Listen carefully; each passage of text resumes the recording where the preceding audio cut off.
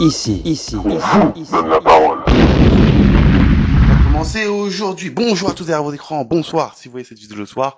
Aujourd'hui, on est à Artop TV chez Alibi Montana et Magid Le Bar. Et je suis en compagnie d'une artiste incroyable que je vais présenter dans quelques instants. Mais juste, en fait, j'ai mal fait mon travail. Donc, moi juste préparer mon truc. Alors, aujourd'hui, dans Empreinte de gloire, nous recevons une artiste qui fait vibrer les mots autant que les mélodies. Auteure, compositrice, interprète, journaliste. Une femme plurielle qui raconte l'Afrique, la vérité, l'amour et la dignité. Elle chante les relations, elle chante la fidélité, elle chante les valeurs qui tiennent debout une génération. Elle est ivoirienne, elle est artiste, elle est lumière. Voici Chérine Oeléo, messieurs, dames. Oh, merci, merci, merci. Bien. Comment vas-tu, Chérine? Très bien. Ça va? Ça n'a pas été trop dur d'arriver et tout jusqu'ici et tout. Euh, J'ai vu que Pas dur, mais oui, j'ai eu du retard et j'en suis désolée. Euh, c'est voilà, j'ai pris les transports en commun en pensant que j'allais arriver plus tôt et ça m'a pénalisée. Donc, j'en suis navrée. Je pense que là, je suis là, on peut commencer. oui. Attention, parle bien dans le micro. Est-ce que tu es en train de sous-entendre que les transports en commun français ont tendance à être en retard, à mettre en retard ou pas Ah, du mais tout? c'est ce que j'ai constaté. J'ai plus l'habitude maintenant, mais j'ai vu que c'était direct depuis la Défense. Donc, et puis bon, ça économise le carburant, donc j'ai préféré le prendre, mais bon, malheureusement, on s'arrête un peu trop, et du coup, Ah, ça c'était arrive. plus long. Ça arrive, ça arrive. Bon, maintenant t'es avec nous, t'es parmi nous, c'est déjà bien, c'est pas mal. Alors, tu as l'Afrique dans la voix et l'Europe dans le parcours. Comment tu définis ton identité aujourd'hui? Elle est profondément africaine. Euh, je suis ouverte sur l'Europe, bien sûr, sur l'Occident en général, sur le monde même, j'ai envie de dire, mais je reste profondément africaine. Je me revendique en tant que telle. Ok, magnifique. Quelle est la première chose que tu veux que le monde ressente quand il entend ton nom? Quand il entend mon nom, Hmm, la bienveillance, je pense d'accord. que c'est ce qui revient souvent. Yes. Être une artiste ivoirienne dans la diaspora, c'est une force ou un combat? Alors c'est un combat de titans. C'est un vrai combat. C'est pas gagné parce que là il y a pas mal de choses qui sont pas mises en place pour les artistes dans la diaspora. Et donc c'est très très compliqué. Pas mal de désorganisation aussi, mais bon. Ça, je vais pas faire le procès des organisateurs de spectacles dans la diaspora, mais c'est vrai qu'il y a Ah, pas mal de choses à voir. euh, alors, ton single Nisret parle de fidélité dans le couple. Oui, Pourquoi ce thème aujourd'hui, à une époque où tout va vite et tout se consomme? c'est ça. C'est exactement ça. Tout va vite, tout se consomme et je voulais appuyer quand même sur la sonnette d'alarme pour dire que justement parce que tout va vite, il faut faire attention. Il faut faire attention de ne pas, on n'est pas obligé de faire comme tout le monde en fait. On n'est pas obligé de consommer comme on consomme les aliments. Hmm. Les êtres humains sont dotés de plus d'intelligence que ça. Et donc, on n'est pas obligé de tomber dans cette mouvance de toujours aller plus vite. Il faut prendre son temps, il faut choisir son partenaire, et il faut prendre le temps de le découvrir.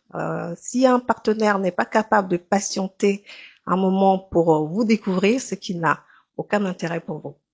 Oh là, bam, c'est clair et net. Est-ce que l'amour pour toi, c'est un message à protéger dans la musique? Oui, et aujourd'hui, pas mal d'artistes chantent l'amour et c'est à juste titre. On a encore besoin d'amour parce qu'il y a pas mal d'hypocrisie et de jalousie. Hmm. Et donc, effectivement, il faut revenir à l'amour. Ah, oui, il y a quelqu'un qui t'a appelé, qui est pareil. Je sais pas ce qui se passe. Enfin, continue. Moi, je vous dis tout, hein, vous savez très bien derrière vos écrans. Alors, quel est le plus beau message que quelqu'un t'ait confié après avoir écouté ta musique? Quel est le plus beau message que quelqu'un t'ait confié après avoir écouté ta musique? Que j'étais une artiste engagée, que ça faisait du bien et que je chantais pas juste pour chanter.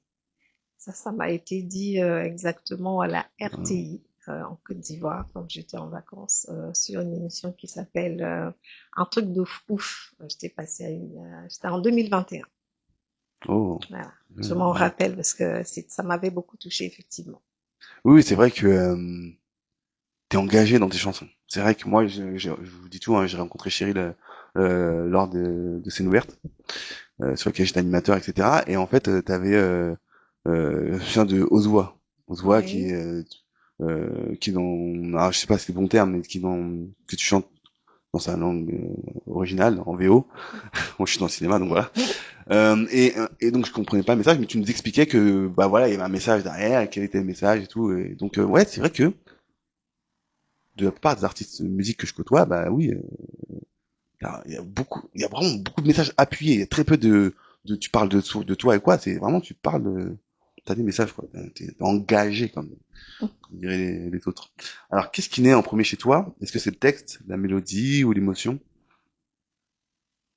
Tout ça dépend vraiment. C'est pas quelque chose qui se prépare en fait. Il y a des moments où je me pose pour écrire, mais c'est parce que spontanément j'ai eu quelque chose. Et ensuite je me pose pour écrire.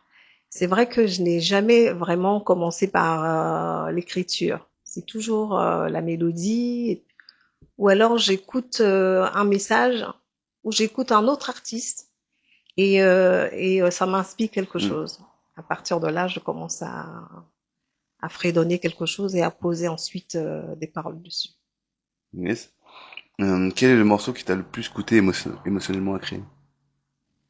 Les miens ou les Attends. chansons? De façon Toi. générale.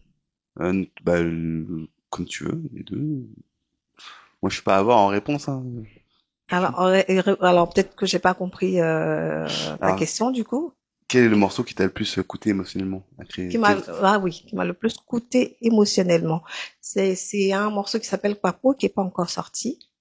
C'est un titre que j'ai dédié à la Côte d'Ivoire, parce que vous l'aurez compris, hein, je suis de Côte d'Ivoire, et il y a eu une guerre là-bas, il y a eu 3000 morts, c'est ce qui a été officiel, mais il y a eu beaucoup plus, je pense 15 000, 20 000, 30 000, Hmm. ça c'est plus la question, des gens ont été mis entièrement dans des puits, et donc c'était une vraie tragédie. J'ai composé une chanson dessus qui s'appelle Papo, que je n'ai pas réussi à sortir parce que d'ici, il y avait un grand frère qui voulait qu'on le fasse en featuring. Et donc, j'attends de le faire avec lui. Je lui ai envoyé ça, vous devez peut-être le connaître. Il s'appelle Gaï Seli. C'est un grand artiste de chez nous. Il a été footballeur. Puis ensuite, il a fait une brillante carrière internationale dans la chanson. Et je lui ai envoyé ça en ami et il m'a dit il faut qu'on reprenne cette chanson, elle est très touchante. Et donc depuis, je l'ai mise sous le coude le temps qu'on se retrouve parce qu'il est rentré maintenant au pays.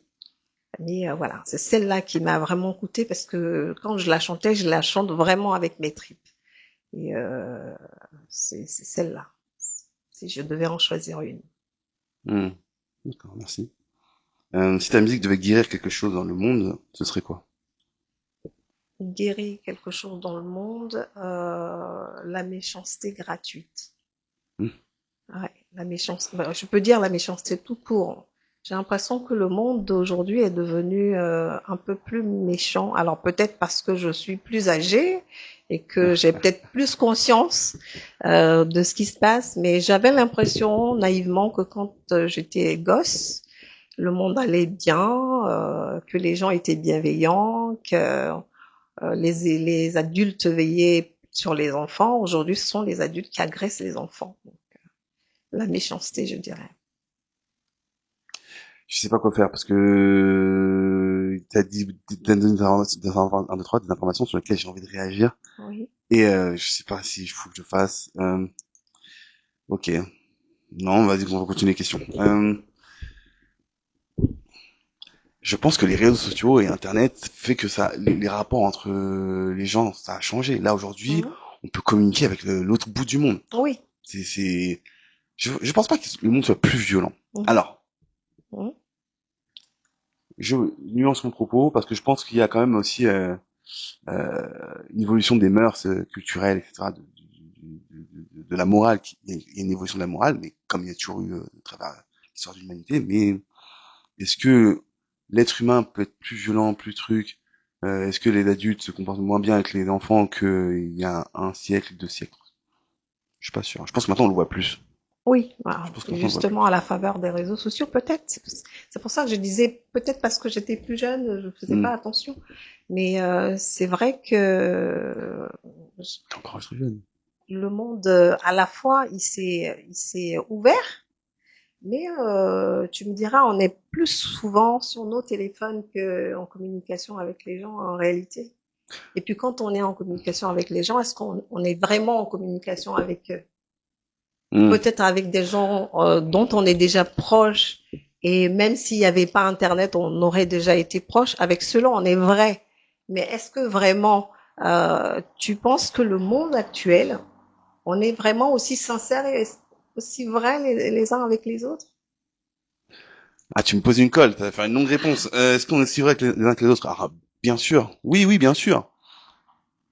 Je pense que ce soit une personne qui vit ici ou une personne qui est à l'autre bout du monde, tu vas avoir la même peur de l'autre. Parce que tu rencontres une nouvelle Mhm. personne, c'est tout nouveau, etc. Donc je pense il va pas avoir de vraie différence. Ah, je sais pas quoi répondre là-dessus. Oui. Eh, Non, c'est moi qui fais mais des questions là. Ton côté journaliste il ressort comme ça tout de suite. Comment est-ce que tu fais une interview? Alors, on va passer dans la partie femme, force, résilience.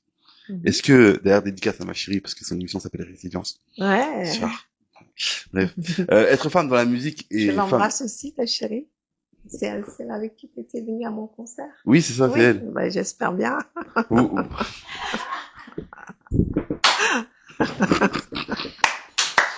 Ah, merde. Jusqu'à Shahidi était encore là. Pour ceux qui ont vu l'émission avec Shahidi, ils sont tombés par terre. Mais tout ça, elle est juste là, ma compagne. Avec notre bébé et tout.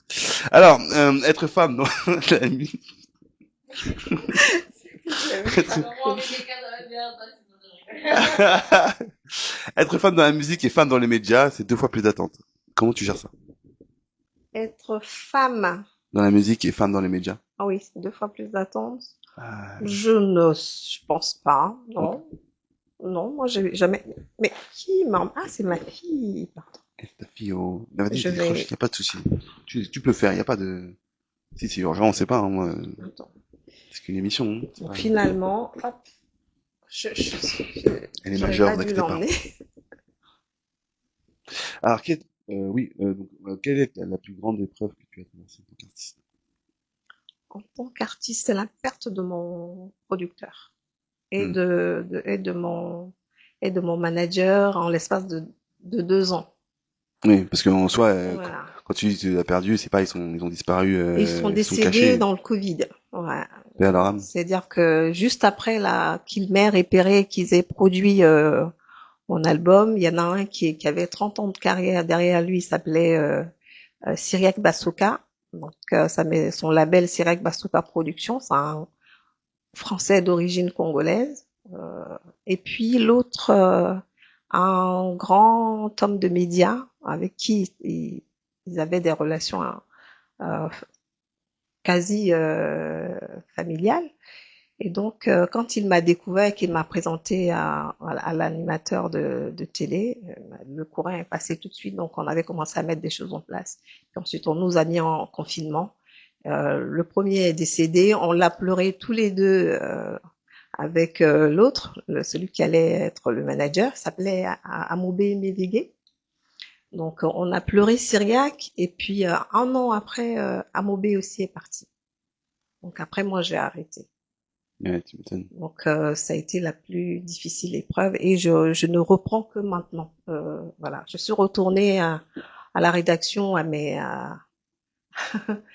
mon travail, Ah, tes chansons.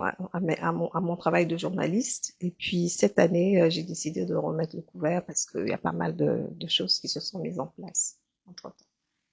D'accord. Non, parce que, en fait, paix à leur âme, Donc déjà, ouais, et, non, c'est bizarre, en fait, moi, j'ai l'impression que ça fait un an, 2 ans qu'on se reparle et ouais, tout, mais non, non, c'est ouais. vrai que, oui, on est vraiment fin d'année 2025. Ah oui, oui, Ah oui, oui, c'est oui, bizarre. Ouais, oui, oui, ils sont partis. toi, pas tant Hein. passé que ça, en fait. Alors, paix à leur âme. Que dirais-tu à une jeune fille de Côte d'Ivoire ou d'ailleurs qui veut Oui, se lancer aujourd'hui? dans la musique.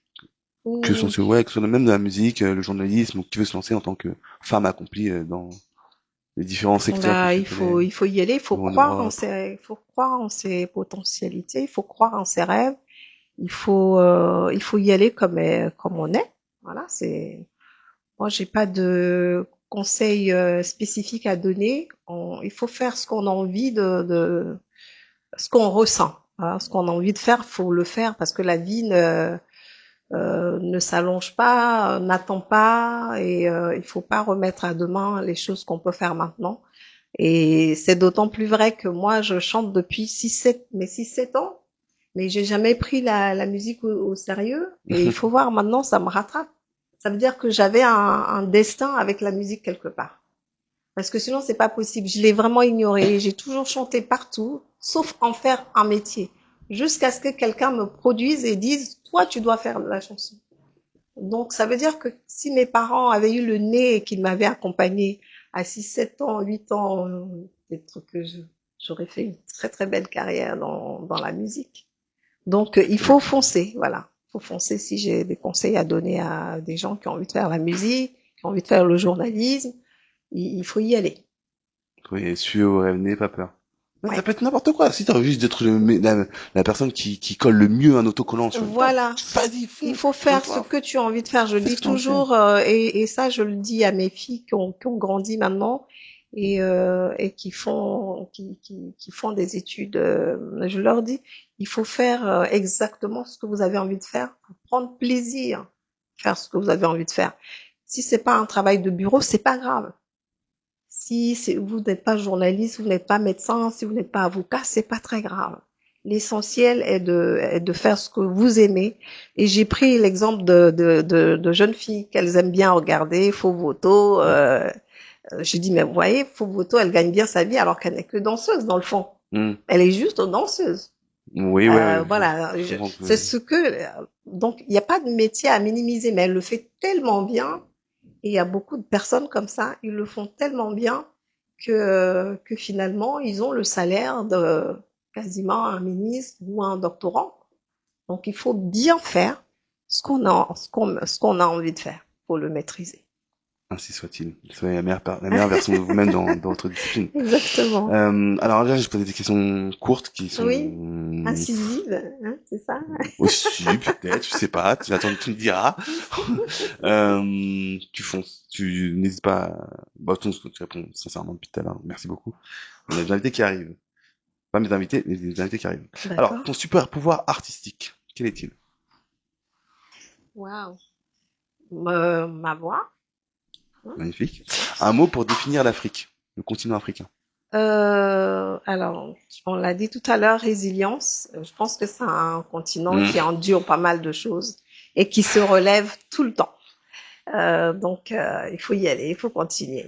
Il faut être résilient, combatif. Et pourtant, je dis tant que je suis français, hein, mais bien sûr que l'Afrique m'enverra, et même l'Afrique en général. L'un Le n'empêche pas continent du l'autre. 21e siècle, hein, je vous le dis tout de suite. L'un n'empêche pas l'autre. Hein. Merci, merci, punaise. La chanson qui t'a changé. La chanson qui m'a changé.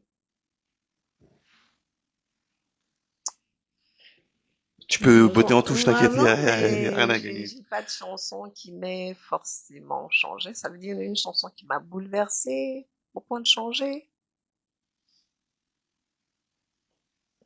Hmm. Peut-être les chansons à l'église, peut-être. Peut-être les chansons à l'église, parce que moi je suis allée très tôt à l'église et Hmm. ça a toujours été mon repère dans la vie. Je pense que ça m'a permis de faire des choix euh, que je n'aurais peut-être pas pu faire sans ce repère-là. Donc pas une chanson, mais le fait d'avoir connu très tôt, euh, je dirais pas la religion, mais la sagesse que peut emmener dans le comportement d'un enfant ce côté religieux qui balise un peu les choses. Hmm. Ça a dû me changer parce que très tôt je suis partie dans ce sens-là et j'ai vu venir pas mal de choses qui n'ont jamais fait partie de ma vie. C'est très bien dit, franchement. J'aime beaucoup ta réponse, j'ai envie d'applaudir. Alors, fidélité pour toi, c'est quoi en une phrase? La fidélité. Ouais, fidélité. La fidélité. C'est la loyauté. Si je devais dire un seul mot, Hmm. quelqu'un de fidèle, c'est quelqu'un de loyal, Hmm. D'accord. entre vents et marées. Entre vents et marées. L'émotion que tu maîtrises le moins.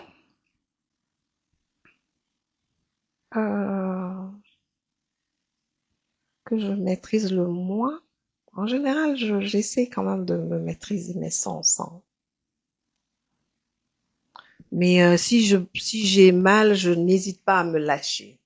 Je pleure, voilà. Mais pas devant Ah, tout le monde. Si je suis pas bien, je lâche prise ça dépend dans et quelle... ça fait du bien. Voilà. Ouais, oui, ça fait du bien, ce que j'allais dire. Après, ça dépend dans quelle discipline. En sport de combat, je sais pas, vos émotions pendant le combat. Enfin, oui et non, mais parce que, bref, c'est pourquoi je suis parti dans cette direction-là. Mais Alors, il faut que tu complètes cette phrase. Un artiste qui n'a rien à dire. c'est pas un artiste. Oh, ah. Messieurs, dames, c'était Chéri, Olo et Léo dans Empreinte de gloire à Art of TV. Et voilà, merci beaucoup d'être venus. Merci infiniment. Allez voir ses comptes, ses réseaux sociaux, etc. Souvent en concert, souvent en spectacle, il y a des œuvres qui sont sorties. Suivez sa carrière de journaliste aussi, etc. Messieurs, dames, merci de nous avoir écoutés. On vous dit à tantôt, à tantard, à tenter. Merci infiniment à toute l'équipe. Merci à Libye. Merci, dont je suis fan d'ailleurs, mais on en reparlera. Merci à tous ceux qui sont présents dans ce studio. Merci à toi pour l'invitation et à très très bientôt sur les réseaux sociaux. Au revoir.